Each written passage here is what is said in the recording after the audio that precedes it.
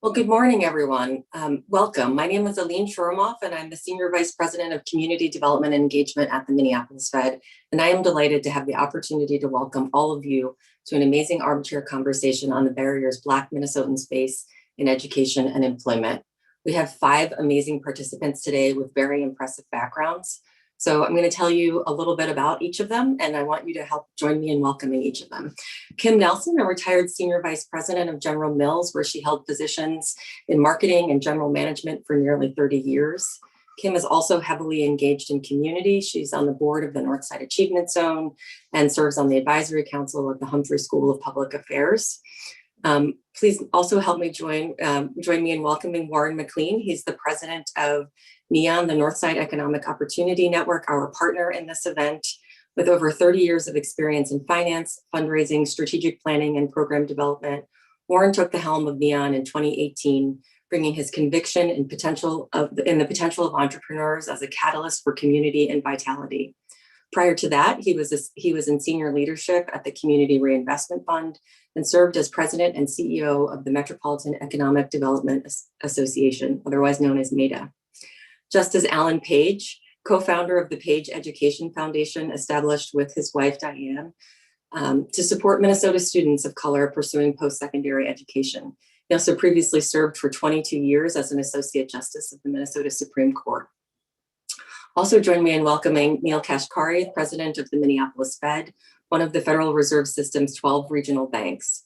He held a variety of roles in public service and finance, most notably as the Assistant Secretary of the Treasury during the 2018 financial crisis, where he oversaw the Troubled Asset Relief Program, otherwise known as TARP. And Alexs Pate, President and CEO of Innocent Technologies and creator of the Innocent Classroom. He's a New York Times bestselling author who has written five novels, a children's book, and a book of nonfiction, has curated numerous literary anthologies. He is a 2021 winner of the K. Sexton Award for his significant contributions to leadership in the Minnesota literary community. And his latest book, The Innocent Classroom, Dismantling Racial Bias to Support Students of Color, was published by ASCD in August 2020. And Alexs is our moderator today. I believe Alexs and Justice Page will have a lot to talk about in their creation and publishing of especially children's books. So with that, Alexs, I'm going to turn it over to you. Welcome, all of you. Thank you.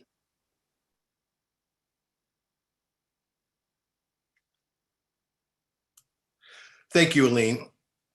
I consider it an honor to have been asked by the Minneapolis Federal Reserve to moderate our conversation this morning. As you have just heard, we have 4 leaders, innovators, and trailblazers gathered here with us today for an armchair conversation. It's been just days after a former Minneapolis police officer was found guilty in the murder of George Floyd. But we are not here to celebrate. Rather, instead, to focus on 2 major issues confronting Black Minnesotans and to plot a way forward with the idea that change, real change, is possible.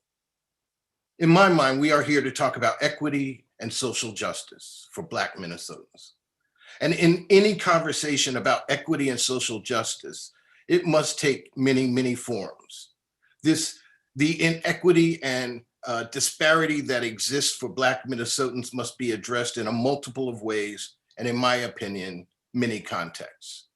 So today in our brief time together, we will discuss the barriers that exist that hinder Black Minnesotans from a quality education, and the barriers that exist that prevent Black Minnesotans from quality employment. Each of our panelists embody a response to these issues. Each of them represents a way forward. So with your permission, I'd like to jump right in. And to begin, I'd like to ask each of you to consider and to talk about the barriers that are present from your perspective, how your life has been impacted by them in education and or employment, and the possible path you see to overcome them. Justice Page, let's begin with you. Talk to us about education and the barriers that you see there. And I'm particularly curious about what has led you to focus in this area. Well, let me begin really at the beginning of my journey that brings me to this point in my focus on education. I'm a child of Brown versus Board of Education in the sense that I was 8 years old when that case was decided.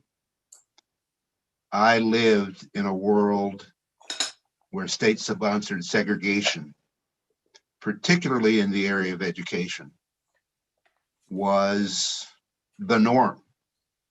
Now, I didn't grow up in the South where that took place, but I was aware of it. I understood that what was really going on through that segregation in schools was a way to keep people down. And the Brown decision influenced me in ways that I, at the time, couldn't have imagined. First of all, it made it so, and I should note, it lifted the veil of segregation. That's for openers, but it didn't, as we say, change people's hearts, didn't change their conduct. And so, fast forward to today, we have a system here in Minnesota that affects Black children that was grounded in a constitutional provision, which was from 1857, a time of slavery, a time when the United States Supreme Court decided Dred Scott.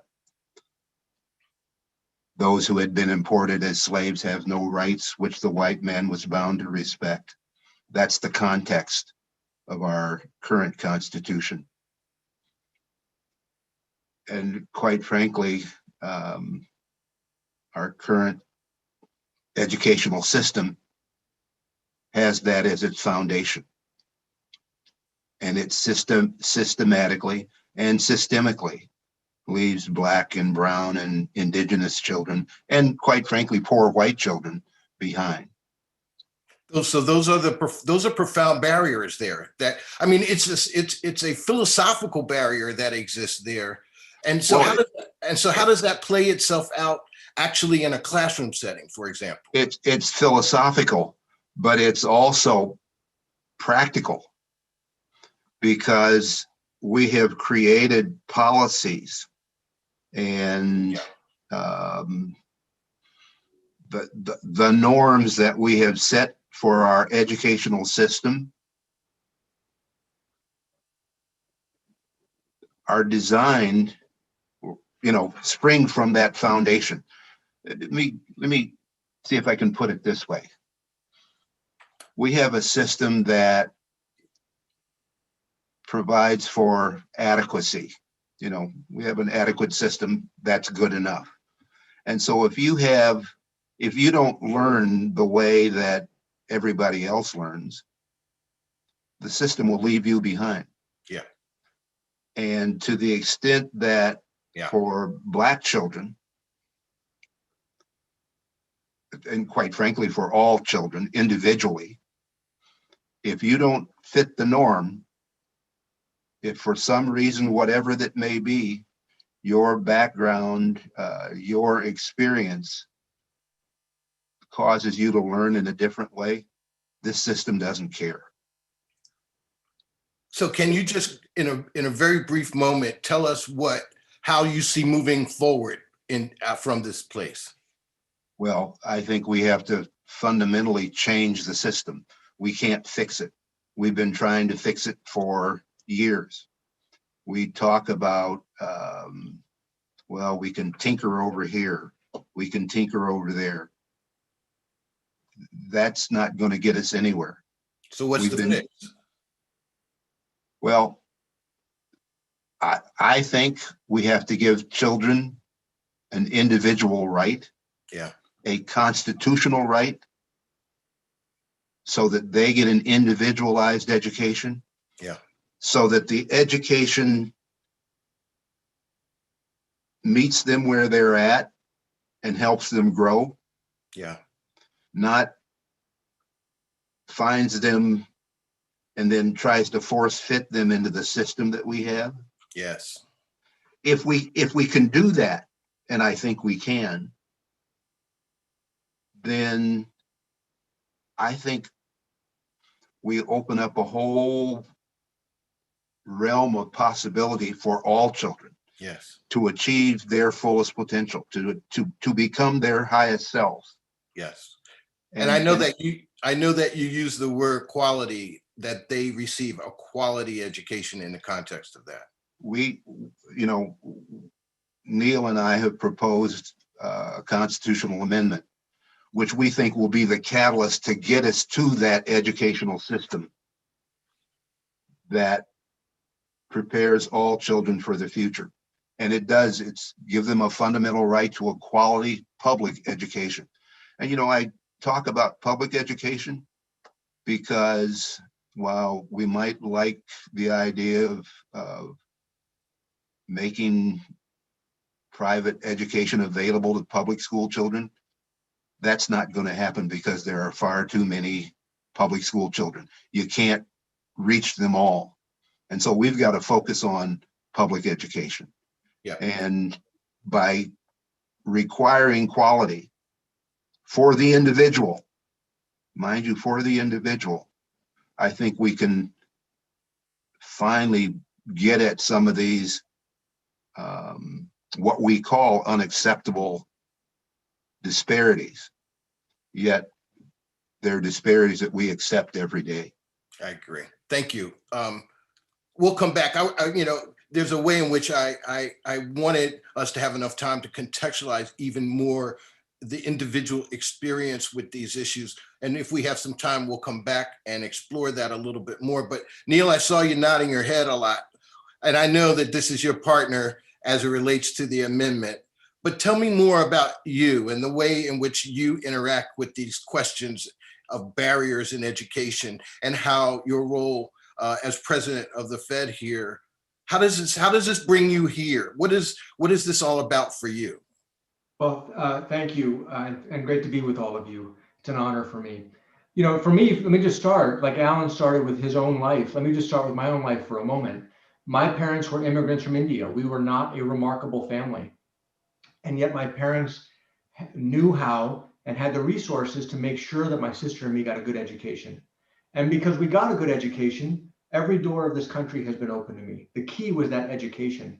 And when I look around the country and I look around Minnesota and I see so many children, especially low-income children, especially children of color, who are being left behind, I view it as a tragedy. I view it as a shame on our society and just a lost opportunity for them, but for all of us.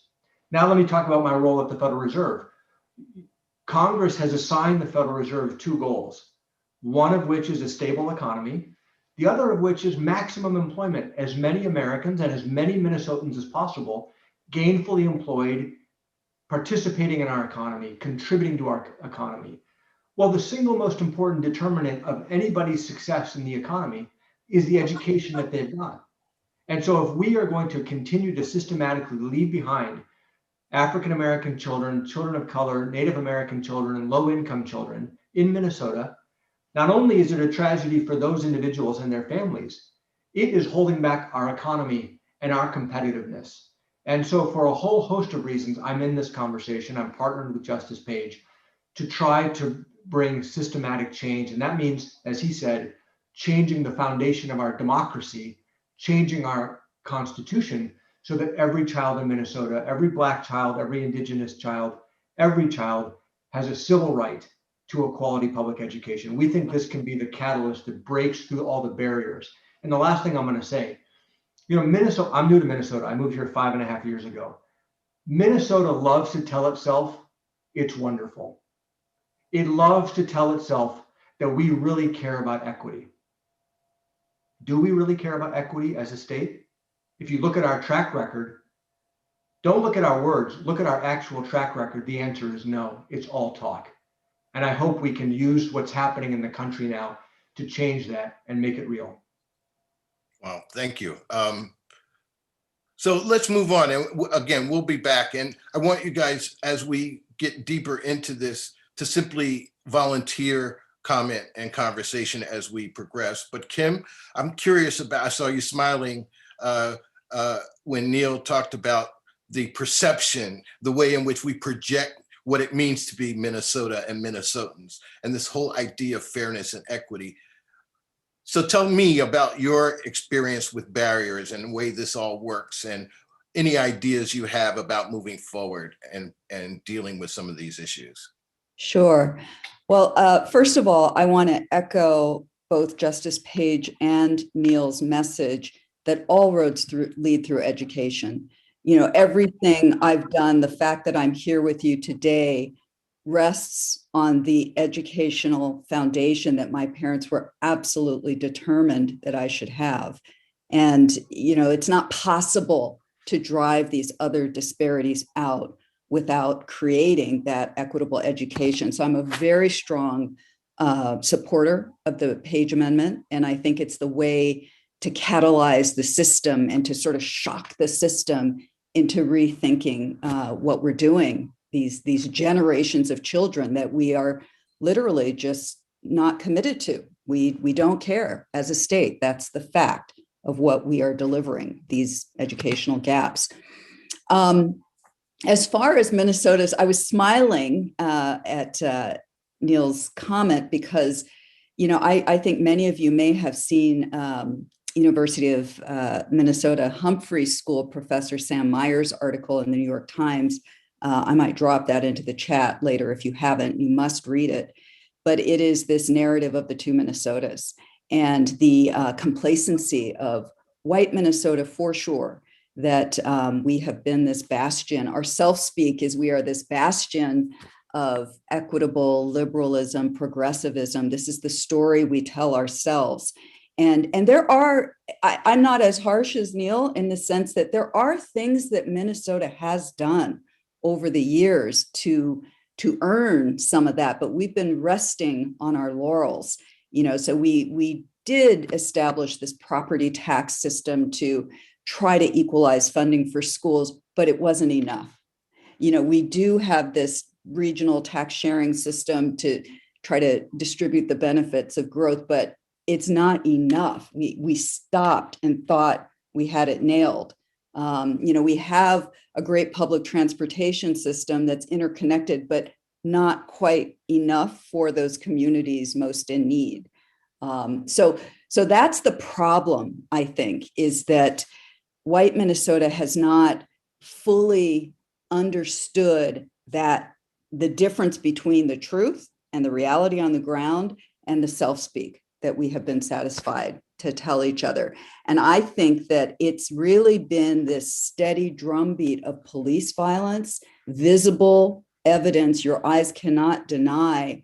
You know, Jamar Clark, Philando Castile, George Floyd, and then just most recently, Dante White, that has really shook white Minnesota, you know, as we have become the global poster child for racial inequity. I think that's what's finally gotten white Minnesota to get off of this tape that it's been playing for decades about how great we are. And that's an exciting opportunity. We are at a crossroads at a state. And so, I mean, can you just take it just a step further? Sure. What is that next step? How do we make this next move? Sure.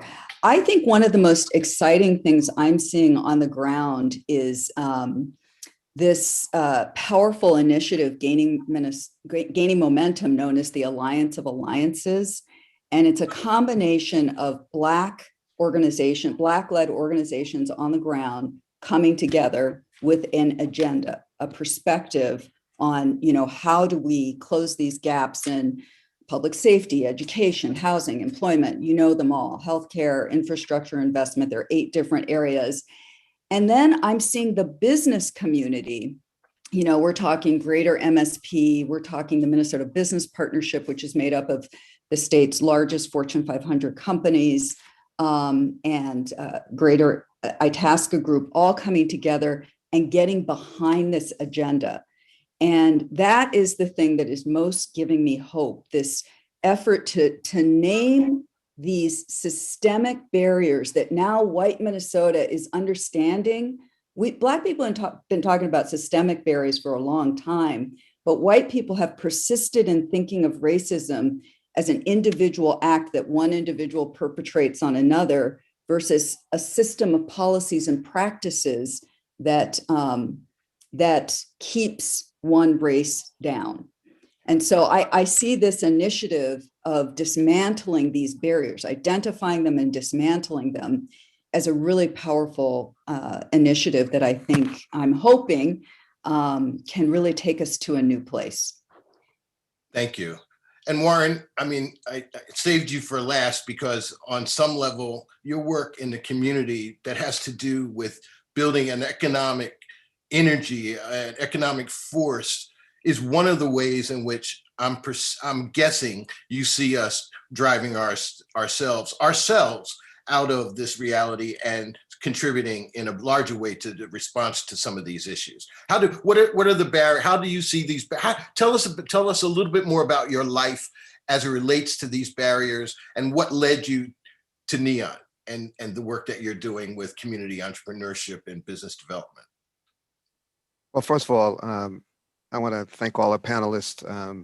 I certainly echo all the comments that have been made so far, and certainly agree with all of them, and I'm certainly delighted to be a part of this conversation.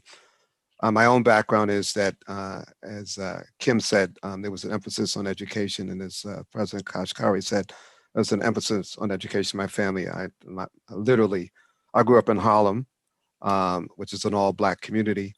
So I went to Black schools, public schools, but I knew my parents made sure they always attended the school nights. So they made sure that they showed their emphasis on values. I was involved in sports, but they eschewed sports, but made sure every time I was at, when there was a parent-teacher conference, they were there. So they would send in a message that this is the value that we place on education.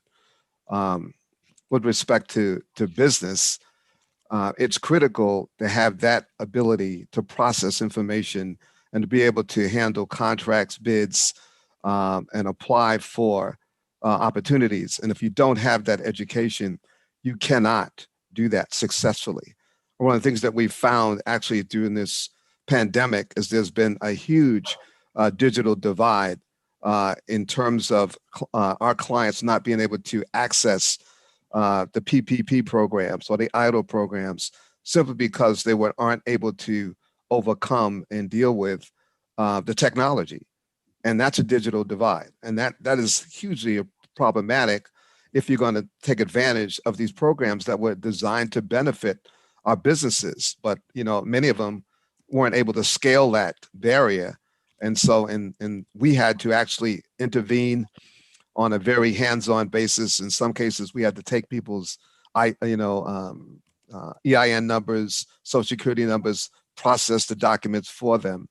But that's not a sustainable way of operating. For our businesses to scale, they need to be able to do that successfully on their own. And so that's a critical component of building, being successfully educated and well-educated so that you can, again, process information, take advantage of opportunities, and also apply for opportunities. Now, one of the barriers that exists that needs to be dealt with is there isn't a lot of clients, or our clients are prevented from bidding on a lot of contracts. And so what we find with either not only corporations, but the city, state, and the federal government, and they have a lot of contracts and bids that are, I would say, written for the white community and for established contractors. And in some cases, there have been bids where the contractor, in order to bid for the contractor, the Black-owned business has to actually go to one of their competitors to get supplies, and that contractor is already bidding on that contract. Right. So you're at a price disadvantage immediately, and the contract is written for someone else, and so our contractors are discouraged because they know going in that they have, the deck stacked against them. Is So that that's fixable? Is that fixable? It's fixable. Yes, it's fixable. It's fixable with a change in attitude, a decision by leadership to make changes. And there are examples that were given. I mean, one example is, I would say, the city of St. Paul and the city of Minneapolis several years ago changed their policy that they required majority contractors, minority contractors to be in a general partnership together. And so, in order for those contractors to win the bid from the city or of St. Paul, or the bid from the city for of Minneapolis, they recognized those partnerships. And so one of those companies that was built was the result of that. I'm sorry, there's a demise. They've demised since then, but with Store Construction. I mean, they built the Minneapolis Convention Center. They built Excel Center with Mortensen, and they built the Science Museum with Mortensen.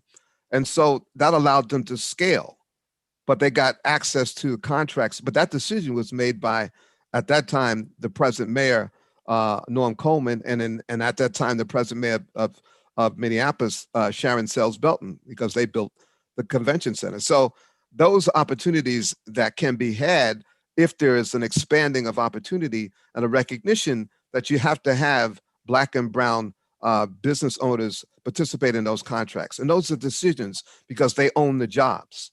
So they can make the decision on who, the vendor is going to be. We need to see more of that. So I've asked a couple of times, is it fixable? And to me, that is really one of the major issues here, is how do we respond to these challenges with viable solution-based responses? One of the things that in the value of when talking about education, all of you talked about family. How do we respond to family now?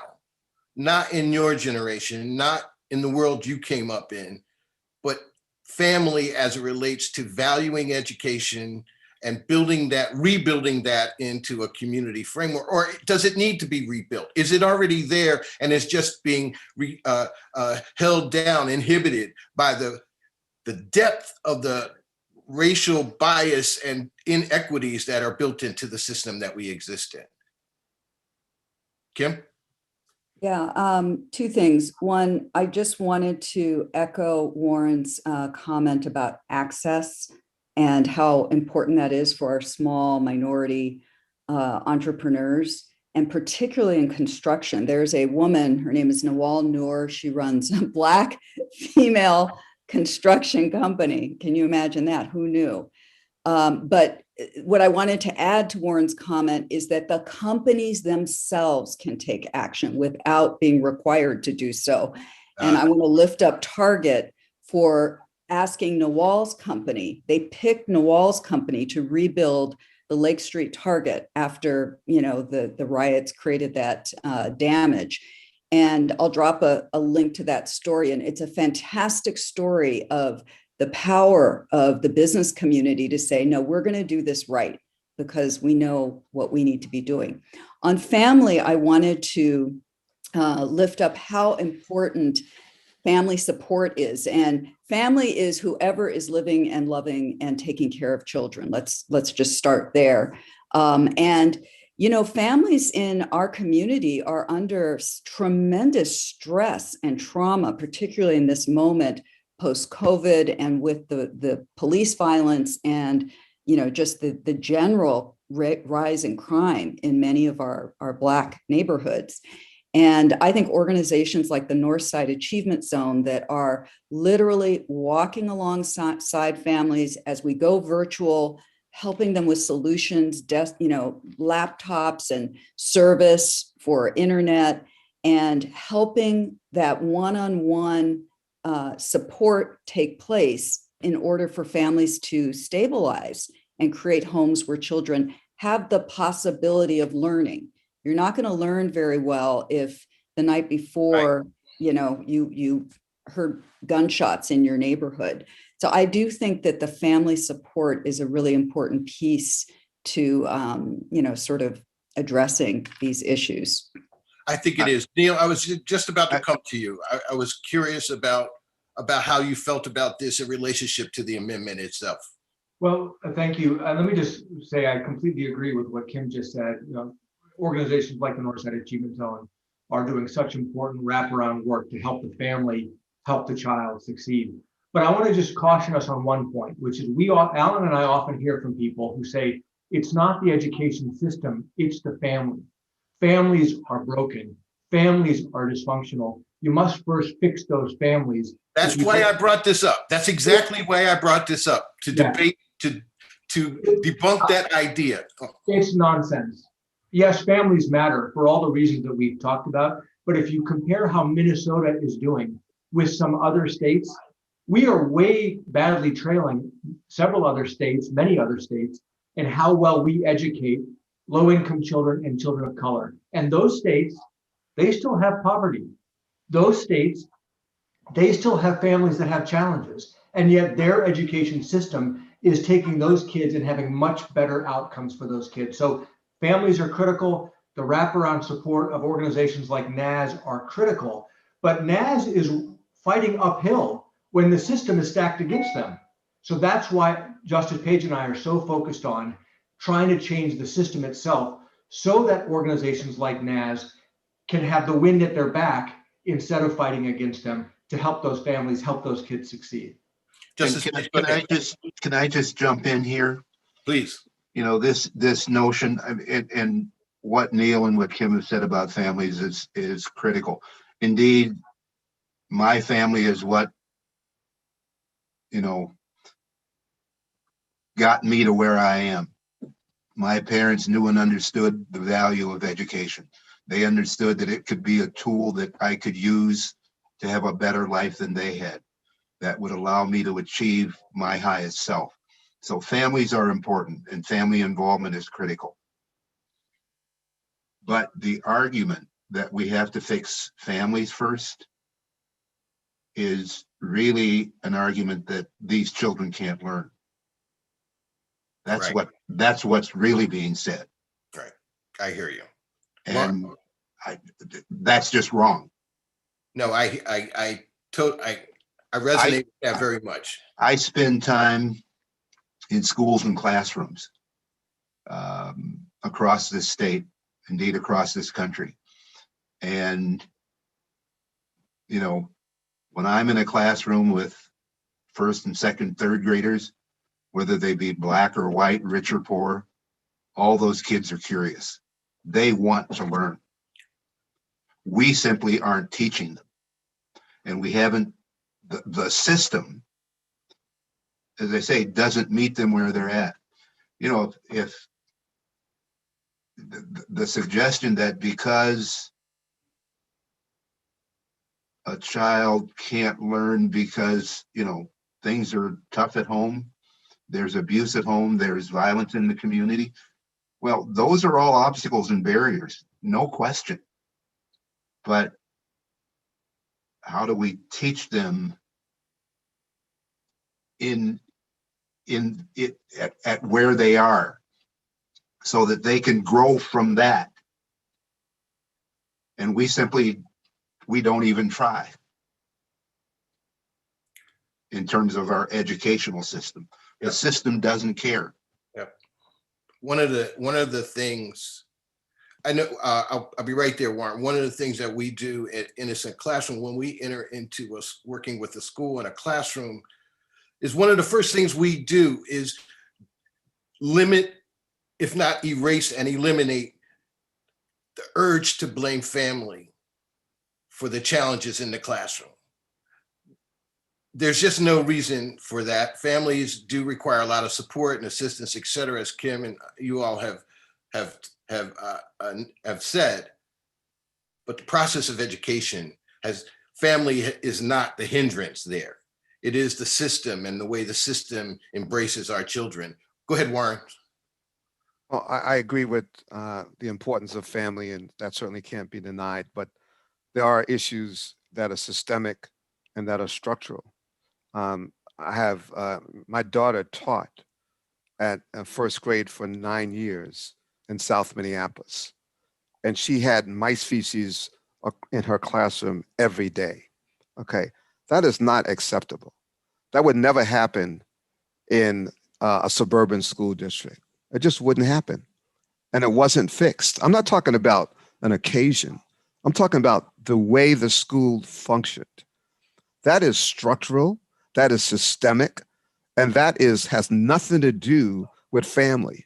That's the environment that you've allowed to exist and not dealt with it. And that is unacceptable. And so when we talk about things that are acceptable and unacceptable, that's totally unacceptable, yet it was never fixed. And so they couldn't even eat in the lunchroom because they had mice feces and mice running through the classroom. In fact, while she was teaching, they would interrupt the lessons and say, Miss McLean, there's a mice that we just saw. I mean, that is not going to, and she taught first grade, she taught second grade, and she taught kindergarten, but the last few years she taught first grade. So that stuff, that needs to be fixed. And you cannot blame that on family. That's nothing to do with family. Absolutely. And so that's a visceral example, a practical example. This is not hyperbole, and it's not theory. Right. Got it. So what is the political atmosphere around these issues for us? What are we facing in the political context in terms of, Neel, tell us about the challenges and the challenges you're facing as it relates to this amendment. Is that a political reality that makes it much more difficult? It's very difficult. I mean, one of the challenges we have in Minnesota is, of course, we're a politically divided state. Both parties don't agree on the solutions, and that's why we've just been nibbling around the edges of the education system for the last 30 years. Instead of fundamentally changing the system. What I think Alan and I are so excited about is that the Page Amendment has received bipartisan support. There are Democrats of color in the Twin Cities strongly championing the civil right to a quality public education, and conservative Republicans from greater Minnesota, because low-income white children are also being left behind. So it's a very unusual group of leaders who've come together. We have Attorney General Ellison, who's a strong supporter, and the CEOs of the biggest businesses in Minnesota, Minnesota Business Partnership, strongly supporters. They normally don't agree, but let me just point something out that gives me pause. I love Kim's optimism. There's not a single white Democrat who signed up to the bill. And until the majority population, if it was the majority population whose children were being left behind, we would be moving heaven and earth to fix the system. But for the majority population, the education system is working just fine. And so somehow we have to break through and say, even if it's not your kids, it's not okay. Yes. We have our work cut out. Yes. Kim, how would you respond to that? I mean, you're absolutely right, Neel. And I think it's incumbent upon we need to bring pressure against those white Democrats. And, I think the one thing white Democrats do not like is light between them and the Black community. And I think we need to bring pressure because, and it's with all of our electeds, they're supposed to be serving us. They're supposed to be serving the needs of the citizens of the state, not just certain citizens. And I do think that this coalition that you and Justice Page have built is critical. I mean, all big things that happen because of coalitions, and we need to just keep strengthening it. And we need our business community to help us with the Republican side. And I think we need our communities of color to help us with the Democrat side. But I think of the Page Amendment as something I like to call shovel ready. There's a lot of energy circulating in the community right now, in the white and Black community and other communities. The Asian community is activated like never before right now. And I feel like this is a very concrete initiative that has the potential to be a game changer, as you said, a catalyst earlier.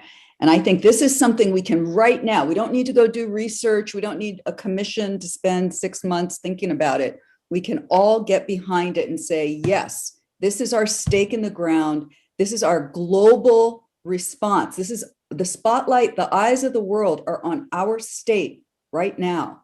And what is our response today, right now? And I think this is that kind of project that we could do that with. Justice Page, that must be very encouraging to you. How do you feel about that? Well, it is encouraging, but my fear is that when all is said and done, more will be said than done. Ah. That is my fear. How do we get past that? That's what we're here to talk about. How do we Well, move? I think we have to do exactly what Kim said. We have to put pressure on those who are really defending the status quo. Who will tell you that what is going on is unacceptable, and then say, but we're going to keep doing what we're doing and somehow get different results.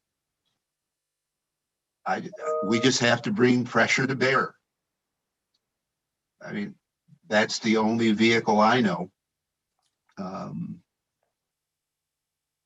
I wish I had a better, more concrete answer, but I can say this much: Neel and I aren't going away. Well, that's a big response. This amendment, this proposed amendment, is not going away, and so we're here for the long haul, and we need, everybody who's here today to help support us, to contact their legislators, sending the message that, okay, we're done talking. It is now time to act. Thank you, Warren. So you're listening to this. I mean, you're not actively engaged in the amendment, but obviously you're a supporter. I mean, how do we bring all these pieces together? I'm thinking now about Kim's contribution about corporate America and how they have signed on in a way to the amendment, but the activity level is not enough to carry it forward. I mean, so do you have any thoughts about, Warren, about how to move this to another level of engagement? Well, I think that the community broadly needs to lift this. I mean, so all the civil rights organizations, all the community-based organizations can make this a priority because it's critical for our communities. It's the lift that we need.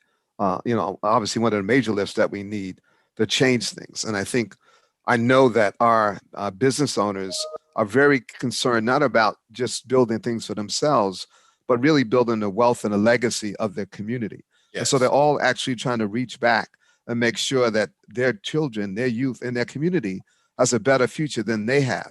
And so I think this is something that will mobilize them. This forum right now, I'm sure, will catalyze them in a way that they probably haven't been before. So just keep bringing it before them.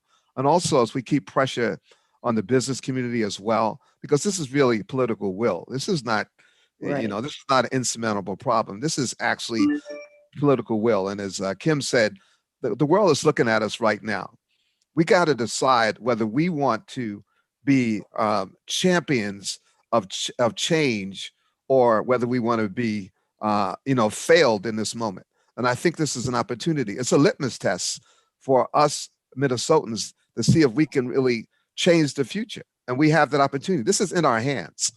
And so it's something that's very, very doable. But we need to be, as Justice Page said, about he and President Neel Kashkari, they're not going away. My term would be they need to be, and we will be, relentless. That it's the kind of relentless pressure that we need to put on the legislators. In fact, we should probably have a scorecard on seeing how they vote and make it public so that we know exactly what they do. I mean, there are organizations that do that now on other national issues. We can certainly do that locally and keep making ensuring that we put pressure on them. So those are my thoughts. Thank you. Go ahead, Kim. I was just going to say that the question was, how do we get this over the finish line? And I just think that as I look at history, great things that we've done, and I'm not saying this is the greatest thing we've done, but things like, the US Bank Stadium, it's coalitions. That's how we get it done. And so I think the work is about really driving that coalition as big and broad and powerful as it can possibly be. And, in fairness, business, I love business. I come from business. This is self-interest. Business, if you're fortunate, if your headquarters is here, if you're Target or Best Buy or General Mills or any of these large companies, and you're having trouble recruiting people because they hear about having the largest educational disparities and don't want to raise their kids here, they're worried they're going to get pulled over because their tags are out of date and get shot. That's a problem. That's not a societal problem. That's a business problem. So I think that's why this is a unique moment to activate. I've never seen CEOs, as activated as they are right now. And so I think that's an important piece. The other community that I want to light a fire under is the faith community. The faith community should be at the absolute forefront, arms locked, as they were in the civil rights movement, and really championing these initiatives. And I think there's an organization called the Minnesota Council of Churches that in the past has focused mainly on immigration. This is the organization that has made Minnesota one of the largest acceptors of refugee populations in the nation. And I think that organization needs to pivot onto this agenda and show up in every faith tradition. And I'd like to see them getting behind the Page Amendment and showing up to hearings and so forth. I don't know where that sound is coming from, but I really appreciate what you're saying. I think it is about the coalitions and the collaborations that will move this further and deeper towards some resolution. Justice Page, did you want to say? Can I just jump in and say something at the risk of stating the obvious? Every child we leave behind is a diminished customer. Every child we leave behind is a diminished taxpayer. Every child we leave behind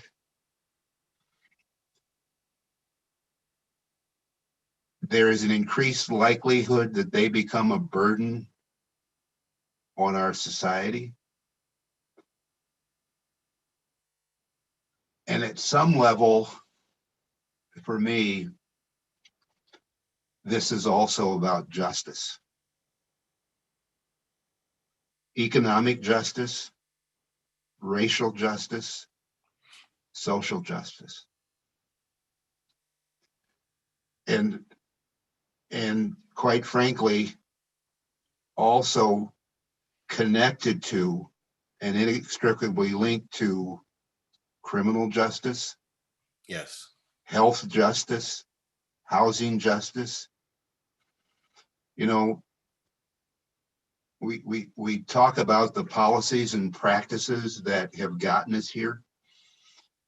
Those policies and practices are really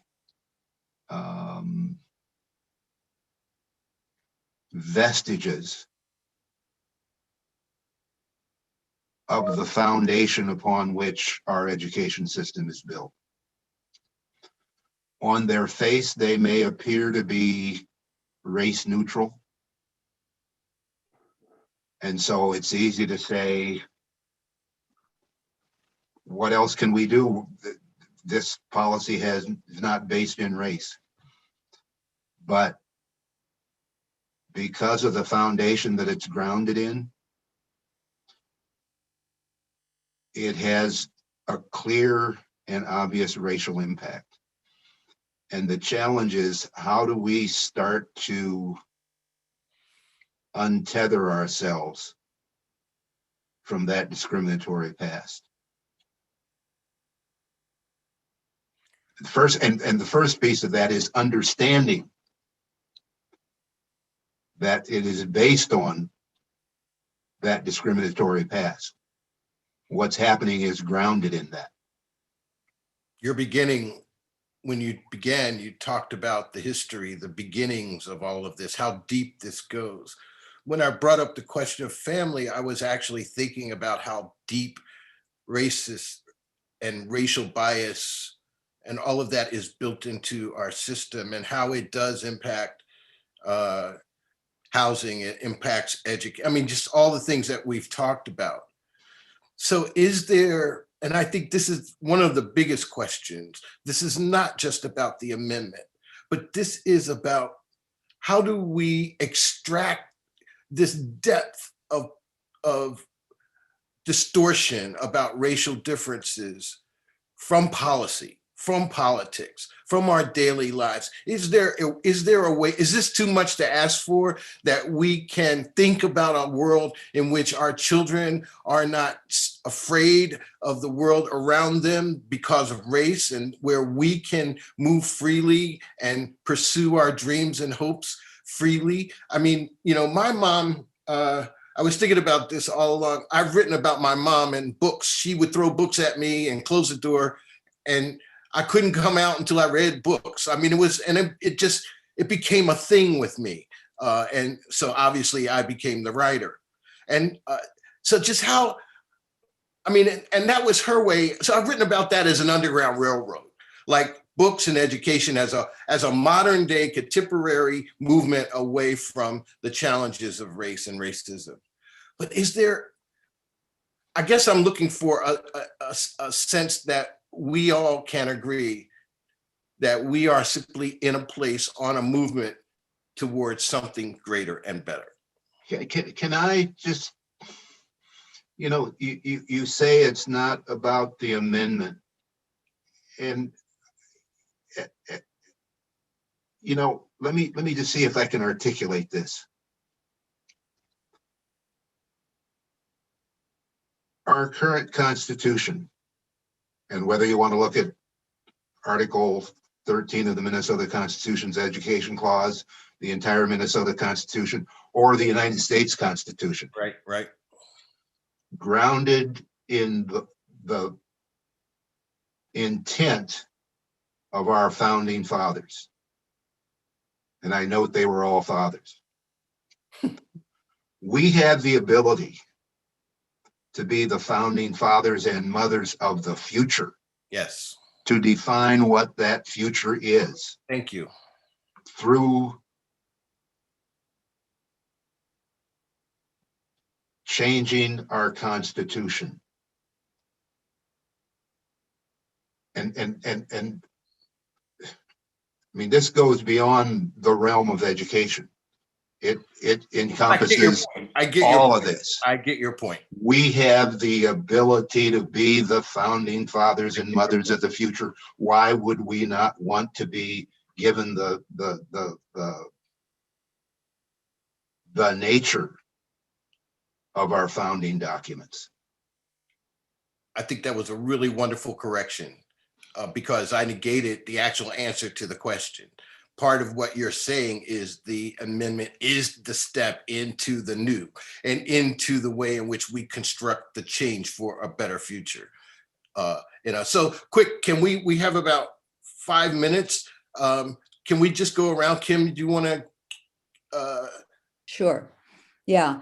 You know, thank you, Justice Page. I jotted some of the things you said down. They're so profound. This is our moment. And I think we need to I think Minnesota has forgotten who we are. We have a legacy of creative problem solving and doing hard things. And, you know, whether it was, you know, we're the birthplace of the HMO. We were the first place that established charter schools. We were the first state to roll back the marriage amendment. We eliminated single housing zoning. Nobody thought that could be done, and Minneapolis did it a few years ago. You know, that's one of those systemic barriers. So we can do this work. And, you know, the verdict just the other day, you know, we need to remember that we can do hard things here. And, I think this is a unique moment in our state and in our country. And I think this is the time where I think of the civil rights movement, where ordinary white people sat in their living rooms and they said, wait a minute, this is not right. Dogs should not be set upon little old ladies with their church purses, and kids should not be fire hosed. And I feel like that's the moment we're in right now in Minnesota, where white people are saying, wait a minute, this is not right. So we need to capture that momentum and really drive it against some of these concrete shovel-ready projects like the Page Amendment, like the Alliances work. And I'm very hopeful and optimistic that this time will be different. Neel? Well, thank you. And I love what Kim just said. And I love, Kim, I love your optimism and your passion. It's infectious. I totally agree. We have to seize this moment. And the little bit of fear that I have, obviously we're all breathing a sigh of relief that the officer was convicted on all 3 counts, and the Attorney General did a fantastic job in leading that prosecution. What I a little bit fear is people saying, look, the system worked, he got convicted. And we just now need to make some minor tweaks in the criminal justice area, and then we're done. And we have to, just as Kim said, use this moment to actually demand fundamental transformational change of our systems. And that, for me, starts with the Page Amendment.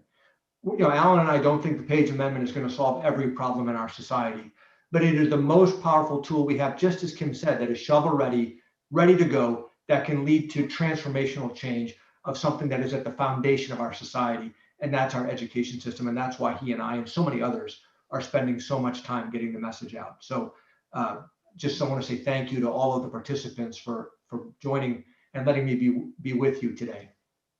Thank you. And Warren? Well, again, I would just echo what's been said. I think that that operative word for me was demand. I think in the civil rights movement, there was a demand. There was an attitude that we will not give up. And I think that we have to demand transformational change. I mean, yeah, we saw that it could work. I mean, the system worked on Tuesday, and I think that was admirable. I certainly commend the judge, the jurors, the prosecution, but the jurors had to have courage to make the right decision, and they did. But I think also it's an opportunity to build on that. I mean, I think the line has been moved. I think the blue wall of silence has been broken, or at least shattered to some extent. And I think there's an opportunity to continue to go forward with this. But I think that as the Page Amendment is clearly an opportunity to move things in a huge way. It's drawing a line in the sand about what quality education looks like, and that we can all get behind that. And the Alliance of Alliances, again, is another opportunity for this community to come together in a leadership way. I don't think we want to just make minor changes. As President Kashkari said, it needs to be transformational, and I think we have that opportunity. I think it's time for us to seize the moment, and that's what I'd like for us to see us do. Justice Page, would you have a quick comment? The only thing I can say is, what are we going to do, and when are we going to do it? And that's the question for all of us. We have the power to act, but do we have the will to act? I think there is a will. I think the will, I think we've seen it here. The energy here is a translation of will. And I think that it does exist, but I hear you. And I think we have to, but the mechanisms to mobilize that will have to also be in place. And that has a lot to do with what Kim was talking about collaborations and alliance building and all of that. But the power of this conversation from you has been amazing to me and enlightening to me. I just want to say thank you to each and every one of you for taking your time to spend with me, giving me the opportunity to spend time with you and to have this conversation. It's time for us to bring this to a close. I just feel like the power of this conversation has energizes me to believe that change, as I began by saying change is possible. We saw it a little bit earlier this week. Change is possible. We get to describe what that change is. Thank you very much. And thanks all to the participants and the audience out there. We hope you've gotten a little bit from this, if not a lot. There's a lot to have gotten from it. I hope you got it. And we'll be seeing each other in the future. Thank you very much. Thank you.